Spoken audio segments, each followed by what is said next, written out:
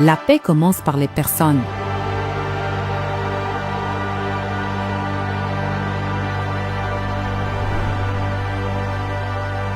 Des personnes qui se soucient des autres, qui osent agir, qui refusent d'abandonner l'espoir d'un avenir meilleur. C'est avec cette conviction que, le 21 décembre, mon équipe et moi avons entrepris un voyage pour voir de nos propres yeux à quoi ressemble le conflit en République démocratique du Congo, au-delà des gros titres et des déclarations politiques.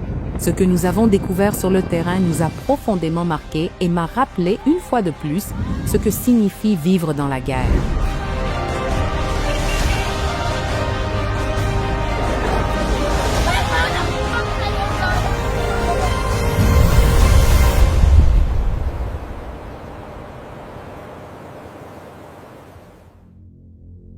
Le 21 décembre, vers 15 heures, nous avons quitté l'Angola pour la République démocratique du Congo.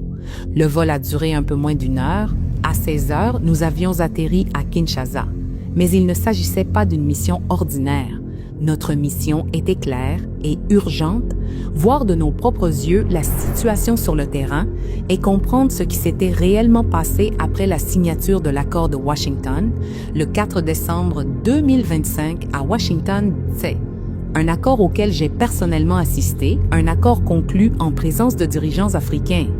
Este conflito que não tem sentido e que finalmente e felizmente parece que terá o seu fim hoje aqui em Washington DC.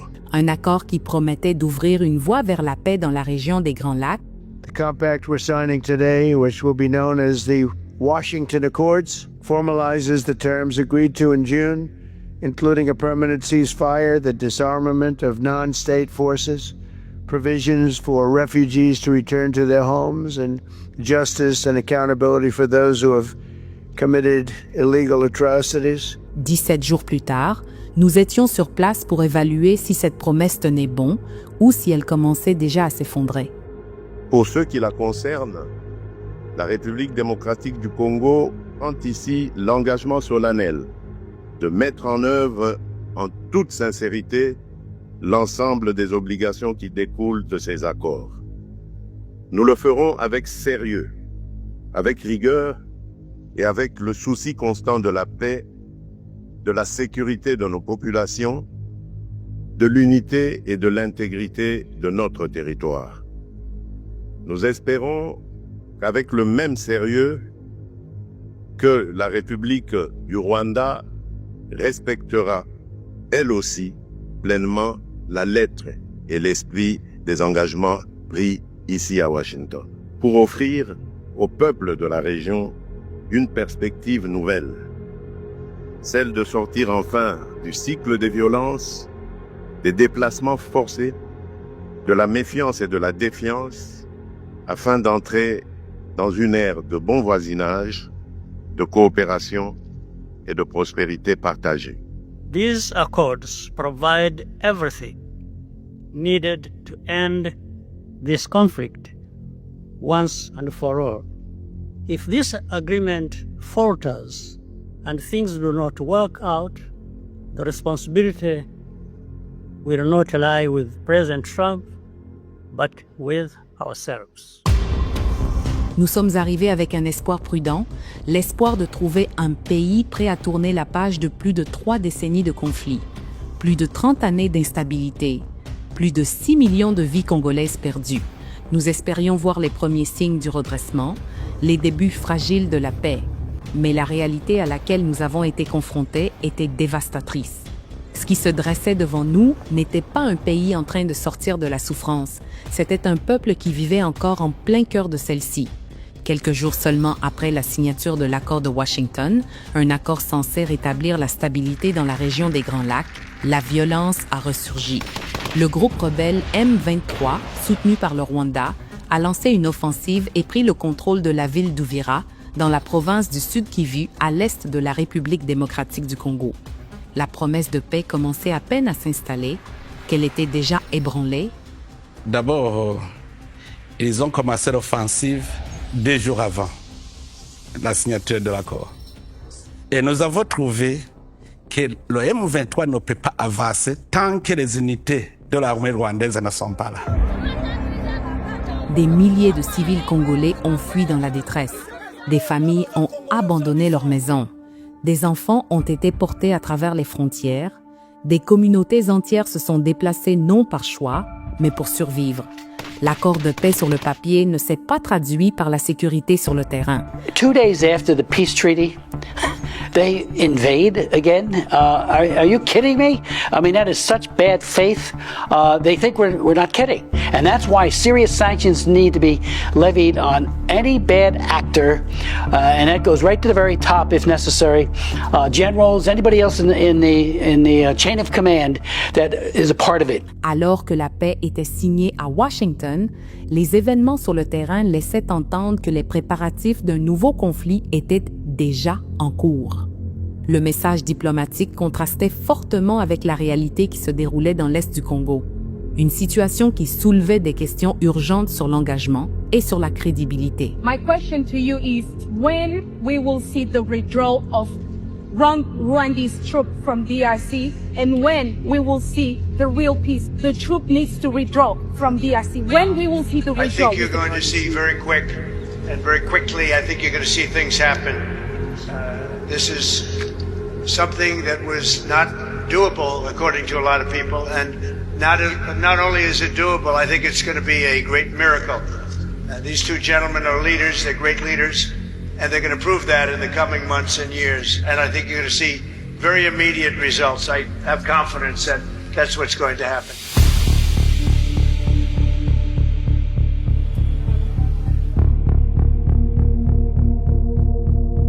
À Kinshasa, notre première étape fut l'hôpital militaire où les victimes des violences étaient soignées. Là, la paix promise n'était pas arrivée.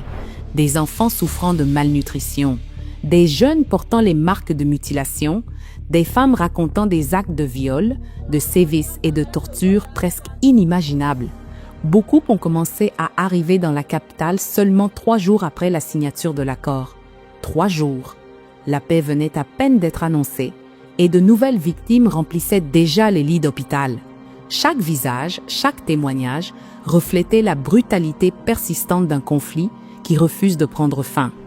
Merci mpona koyamba biso touti na Goma toza na pasi mingi ya bamibali topesi bamibali ebele bana na biso bakufi ebele basili tozosenga nano kimia mpona republike na biso nyonso bosengele biso kimia ekota na kati ya mboka na biso mabele na biso tokomi bato ya pasi. I came here to listen to you and understand what you're going through, so I can let the world know that this needs to stop. President Trump and President Tshisekedi are working together so the war can stop and you cannot suffer anymore. I really admire you all and the Congolese people. You are very strong. You are very resilient because for over years, 30 years, you have been attacked and suffering, but you still stand and you still fighting for a better day. So soon everything will be okay. Just believe.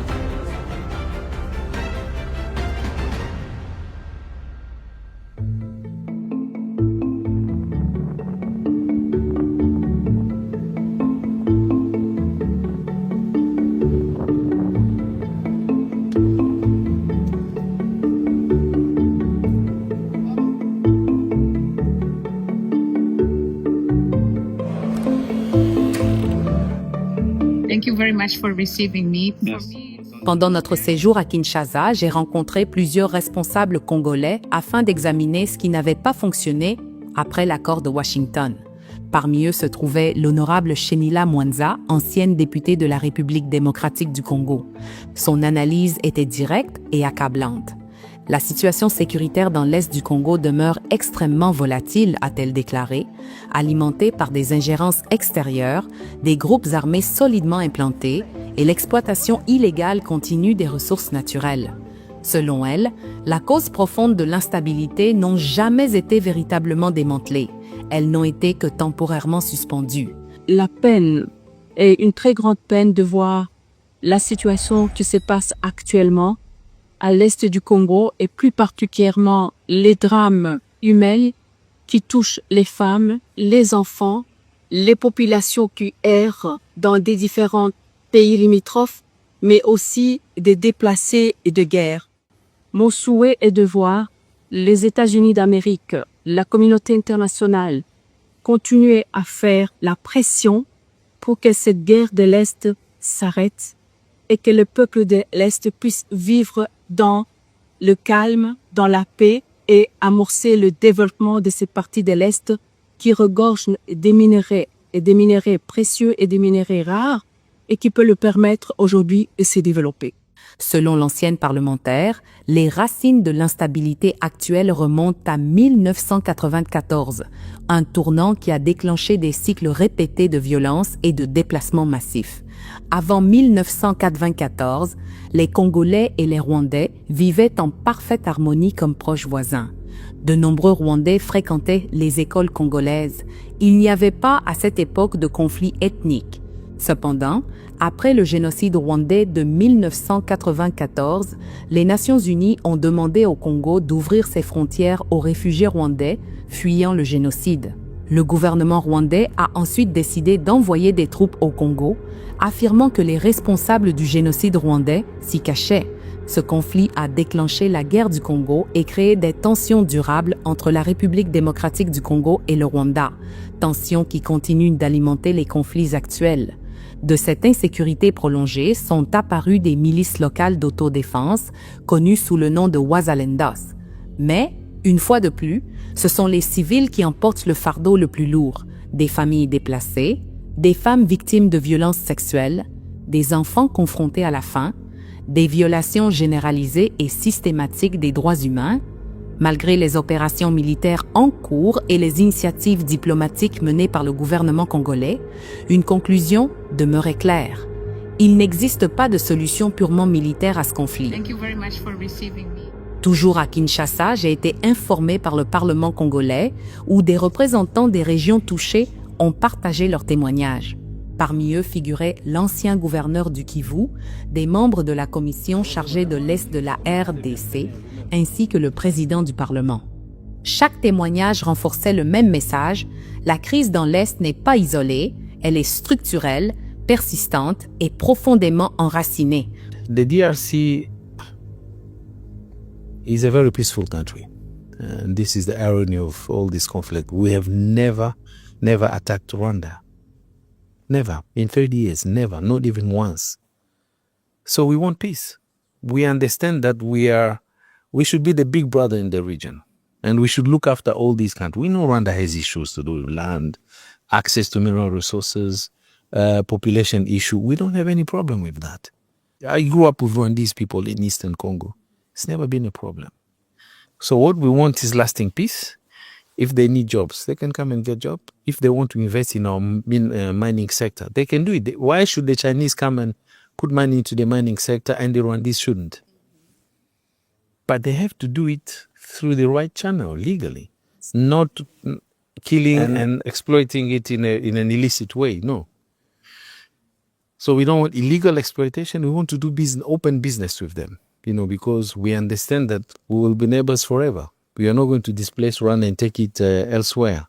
So our interest is peace, long-lasting peace and stability for the entire region. Le risque nécessaire de faire sur l'expansion osait venir en juillet tard, même très tôt, à une guerre régionale.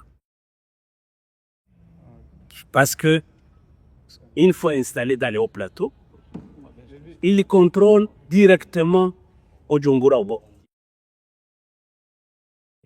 Il contrôle aussi les pays voisins. Donc voilà les idées que je voulais alerter, préciser par rapport à ça.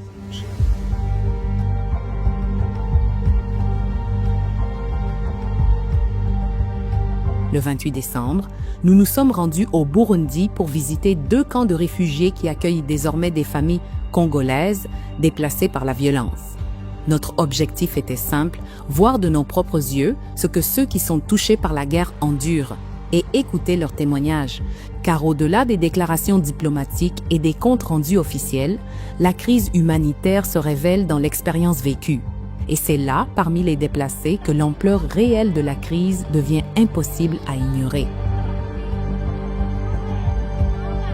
This is a very, very special mission. What we are trying to do here is to let the world know the humanitarian crisis that the DRC is going through because of this war. So we're gonna go to one of the biggest refugee camp where the women, children, men are going after fleeing the war in Goma, Kivu, and many areas affected by the war in Congo. So it's very important for everybody to understand why this war needs to end once for all.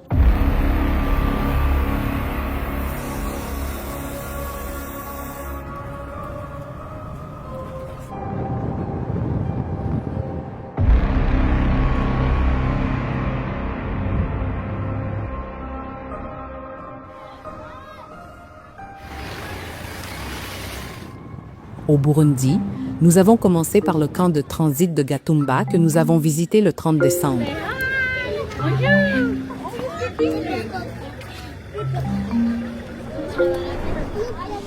Environ 6 000 réfugiés congolais y vivent dans des conditions extrêmement difficiles. Des femmes enceintes, des hommes et des femmes âgées, des enfants, ils affrontent chaque jour la faim, la maladie et l'absence de soins médicaux de base.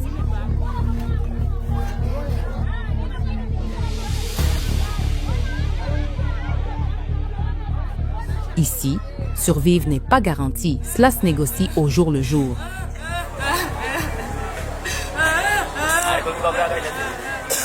Tulikimbia kutoka Kongo, watoto walitupotea, babwana walitupotea, na hivi hatujui biko wapi. Sai tunajikuta tuko Burundi, bakukufa balikufa bamingi, tulipoteza mafamilia za mingi. Tunaomba amani, vita iishe, mtusaidie mumalize vita Kongo, turudie na siye Kongo, hakuna ingine msaada tunalomba.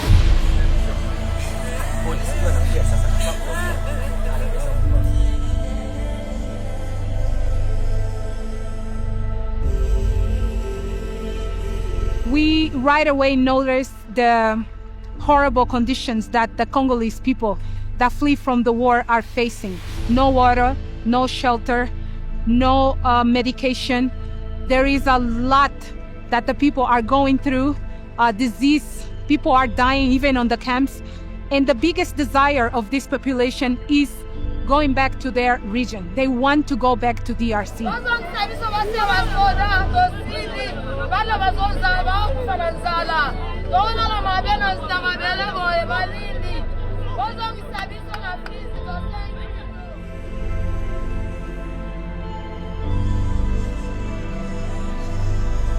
Since December 9, the people from Congo start arriving, thousands upon thousands upon thousands, and the capacity of this camp is only 20,000, but they are over 67,000 refugees, kids, pregnant women, giving birth, some of the kids dying in the camp because there is no shelter. Ndenge tokimaka toyaka na batangi kote bayebobolo ezate donc tozo souffrir tala ndako batu bazolale.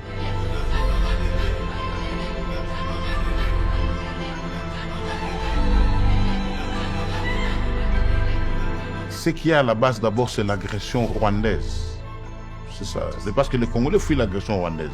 Ils sont tués, violés. Ils fuient la criminalité de l'armée rwandaise.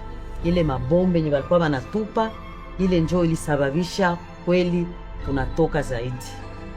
Wenye nilikuwa naishi jirani yangu ndio walimkamata kwa kingo wakambaka. Unaona peke yako? Wakati walimkutaka iko nje. Wakamubaka. Jirani. Wanani wamefanya? Hawa wa M23. Bazo pasola mtu abatia hawa ati hawa ba déclassé. You can raise your voice to say stop, enough is enough, the war needs to end, so these people can go back to their village in Uvira, in Goma, in Bukavu. They want to go back, but they are afraid because of the M23.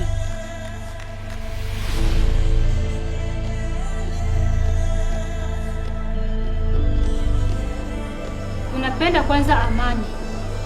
Kipindi wale wa M23 bangaki Kongo, amani hakuna, mauaji yataendelea. Bazonga pa bango na biso peto tikala pa biso. Ce qui frappe le plus, c'est qu'on attendait exactement l'inverse après la signature de l'accord de paix. Au lieu d'un soulagement, la violence s'est intensifiée. Au lieu de la stabilité, davantage de vies ont été perdues. Au lieu du retour des familles chez elles, des milliers de personnes ont été contraintes à l'exil. La promesse de paix était immédiate, sa réalité, elle, ne l'était pas.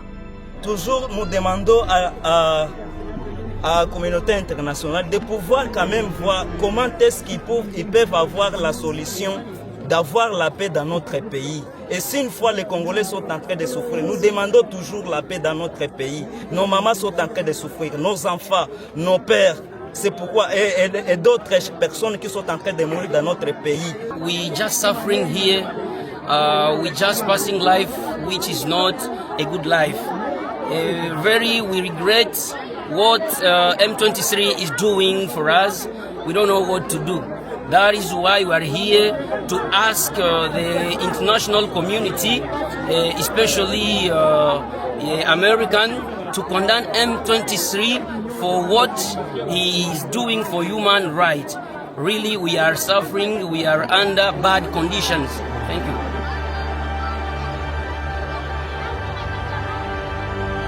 Sema tuko Wakongomani.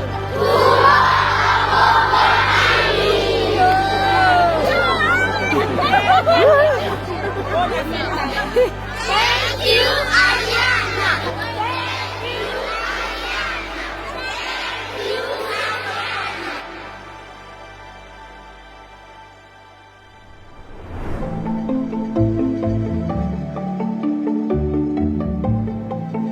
Le 31 décembre, j'ai interviewé le président du Burundi, Evariste Ndayishimiye, qui avait assisté à la signature de l'accord de Washington en tant qu'observateur, aux côtés d'autres dirigeants africains. Au cours de notre entretien, sa position était sans équivoque. Il a déclaré que les États-Unis ont la responsabilité d'aider à garantir l'application d'un accord qui, selon les dirigeants régionaux, a déjà été violé. Pour lui, la crédibilité, tant régionale qu'internationale, dépend désormais de la responsabilité. Moi, ce que me garantit, c'est la garantie des États-Unis. C'est le garant de cet accord.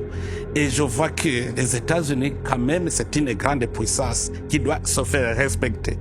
Parce que si les États-Unis ont promis au monde entier que maintenant la guerre prend fin et que les partis n'exécutaient pas, c'est-à-dire mettre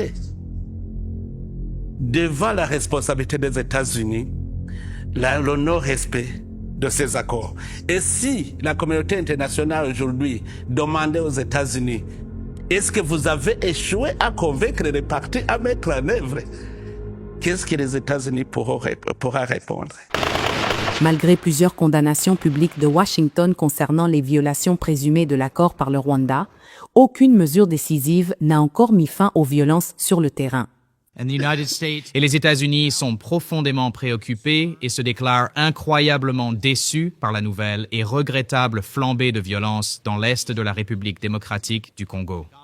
Kigali a été profondément impliqué dans la planification et la conduite de la guerre dans l'est de la RDC, apportant une direction militaire et politique aux forces du M23 et à l'AFC depuis de nombreuses années. Les forces de défense rwandaises ont fourni un soutien matériel, logistique et en formation au M23 et ont également combattu aux côtés du M23 en République démocratique du Congo avec approximativement 5 à 7 000 soldats, et ce dès le début du mois de décembre. Et à la lumière des engagements pris dans le cadre des accords de Washington, nous sommes profondément préoccupés par la persistance de la présence militaire rwandaise sur le territoire congolais en appui au M23 et nous utiliserons tous les outils à notre disposition pour demander des comptes à ceux qui sapent la paix. Something I say all the time is that we can't say we want relationships with Africa, but we're not engaging. We're not there to be a friend in a time of need. And so I'm happy that we're taking those steps. And now Congress needs to support and help those steps so we can make it a reality. If we're going to be world leaders, we have to be aggressive world leaders, and we have to be aggressively seeking peace.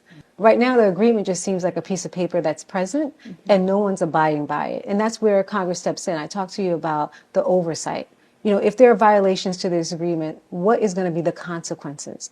In Congress, we get to hold people accountable. And we keep demanding that you have women at the table, children at the table, organizations that are serving these people at the table. Then we'll start to see success. But we have to ask ourselves, since this was signed, what does it mean to the child or the person working in the mines? What does it mean to the women who are sitting there in fear, who have been raped?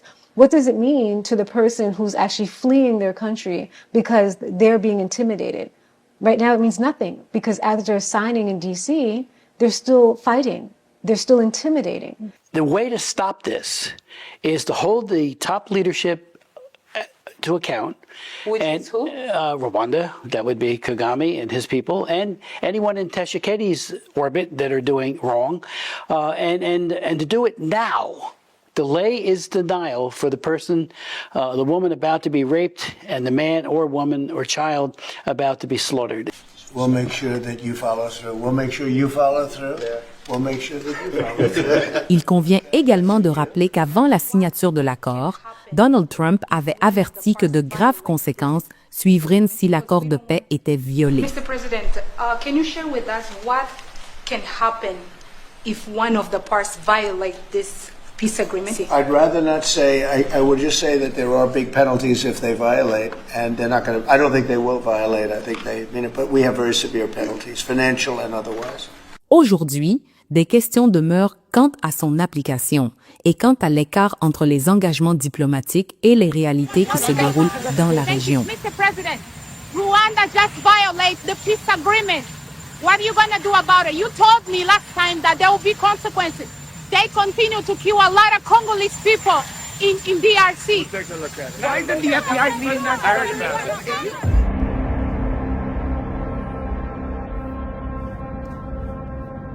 Le 1er janvier 2026, nous nous sommes rendus à Busuma, le plus grand camp de réfugiés du Burundi.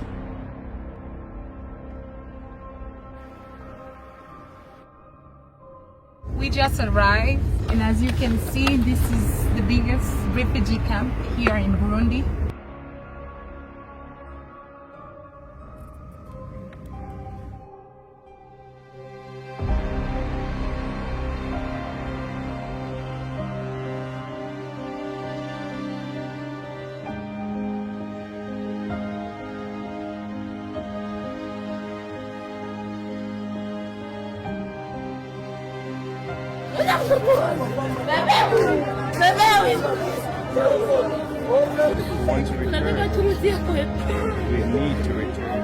Plus de 65 000 réfugiés congolais y trouvent désormais refuge.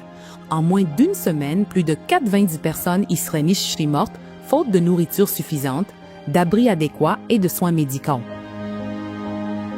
We have many problems. Some refugees have many problems. We want now assistance only. Thank you very much.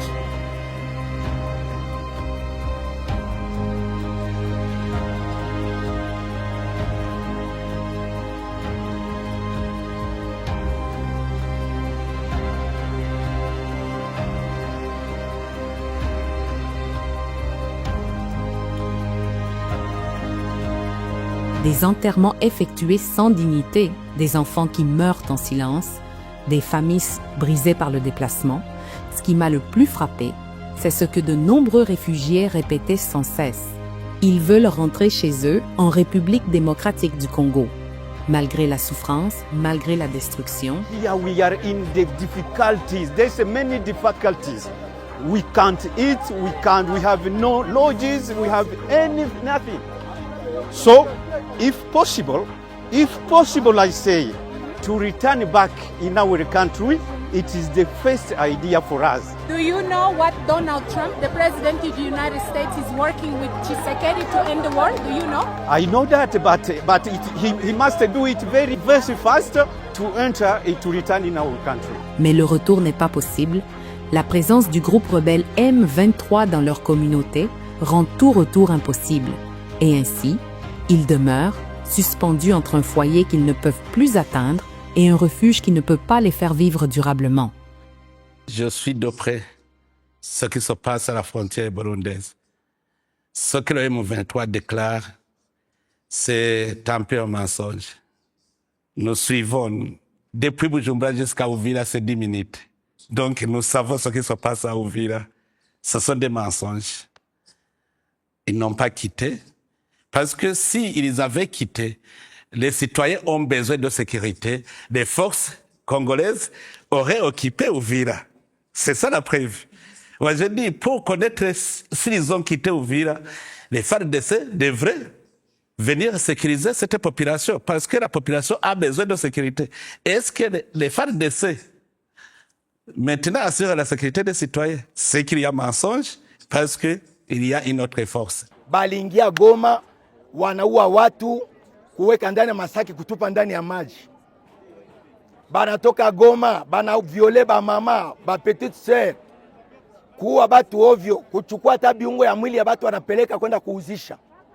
Banashuka ku niveau ya Bukavu, waliingia saa meme kupiga risasi, abakukuwa basoda balikimbia na baliua bajene ya mingi sana. Donc objectif yabo ilikuwa pale ni kumaliza batu.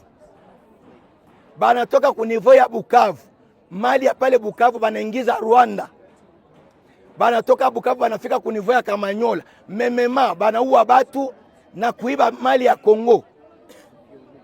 Banatoka pale ku niveau ya Kamanyola kwenye balikuwa biko stope, ikasemekana kwamba Uvira ndio ilikuwa sasa sentiri ya nguvu. Mena bakakania bakasema kwamba bakiingia ku niveau ya Uvira batamaliza batu. C'est pour cela leo sisi tunakimbia mpaka kufika ku niveau ya hapa. Seeing the video and seeing the reality of it, there's no way you can see that and be comfortable and go home at sleep at night and think that this imaginary accord is going to fix that. Once you see and you understand the people who are suffering, it makes you get up and want to fight for them. And that's what we have to keep doing, having these hearings, putting together legislation to hold people accountable. And at the end, I do think that as long as we're having these conversations, as long as we have an administration that has the will, and you have members of Congress who will put down their petty fighting and say we need to do this for the not just the American people, but we're actually doing to stabilize and influence the continent, I think we'll get there. Tout cela se déroule malgré l'accord de Washington, un accord censé mettre fin à la violence. Pourtant, la souffrance continue. Parce que la guerre, c'était à partir de vendredi. Nous avons fui jusqu'à Burundi. Après cela, nous avons arrivé à Burundi. On a accueilli ici à Burundi. Après cela, on a mis au terrain. Il n'y a pas de service qui nous apprend. Jusqu'à maintenant, nous n'avons pas de l'eau, nous n'avons pas de nourriture, pas de maison. Nous sommes frappés par des maladies. Pendant ce temps, le Burundi fait face à une pression humanitaire sans précédent. Pour le seul mois de décembre 2025, près de 90 000 réfugiés ont traversé la frontière vers ce pays, s'ajoutant aux dizaines de milliers d'autres qui vivaient déjà dans des conditions fragiles et surpeuplées. Une nation aux ressources limitées absorbe désormais les conséquences d'un conflit au-delà de ses frontières. Si vous ne connaissez pas les belligérants, comment arrêter la guerre? Ça, c'est la première chose. Deuxièmement, nous connaissons que c'est le Rwanda qui est belligérant. Mais le Rwanda refute. Et aussi, le Rwanda, c'est un pays souverain. Alors, pour convaincre un État souverain d'emprunter une voie que vous tracez, c'est difficile. Donc, moi, ce que je dis, il faut que la communauté internationale s'implique pour forcer le Rwanda à accepter la voie de la paix. Face à cette tragédie humaine, une question résonne dans les camps de réfugiés. Combien de temps encore le monde continuera-t-il à regarder? Chaque jour sans action significative a des conséquences. Des enfants, des femmes, des familles entières, des vies suspendues dans l'incertitude. En tant que médiateur de l'accord de Washington, les États-Unis portent une responsabilité diplomatique majeure dans ce processus, une responsabilité liée non seulement à leur crédibilité politique, mais aussi à des vies humaines. Les appels se multiplient pour une application plus ferme de l'accord, une pression accrue sur les acteurs armés et le retrait du M23. Car chaque retard aggrave la crise, chaque inaction prolonge la souffrance, le peuple congolais ne peut plus attendre.